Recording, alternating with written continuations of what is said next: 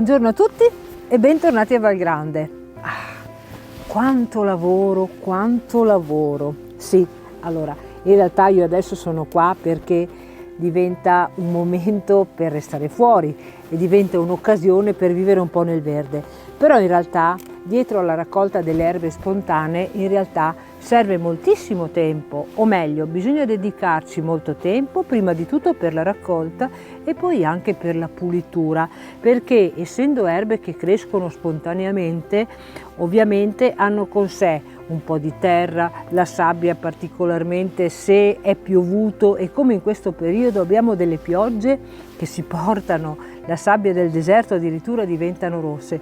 Quindi la raccolta di queste erbe spontanee veramente richiede prima di tutto passione e una grande dedizione del nostro tempo. Però poco importa, perché questo poi ci dà grande soddisfazione quando noi le andiamo a proporre ai nostri ospiti e possiamo dire orgogliosamente: guardate, queste erbe le abbiamo raccolte nel nostro prato, e possono essere utilizzate per fare delle paste ripiene, oppure io le ho utilizzate, pensate anche, abbinate ai maccheroncini all'uovo che sono stati preparati da noi e poi condite e servite con dei pezzettini di pancetta croccante.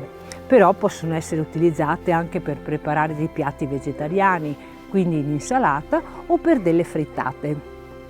Se siete curiosi quindi di assaggiare queste preparazioni con prodotti che sono proprio dalla base preparati e raccolti da noi, io vi invito a venirci a trovare. Potete fare le vostre richieste anche un po' curiose, purché però siano in linea con la coerenza del nostro agriturismo, e io vi invito però a prenotare seguendo sempre la modalità richiesta, quindi la prenotazione attraverso i contatti che potete trovare tra le pagine social dove noi siamo presenti o tra le pagine del nostro sito.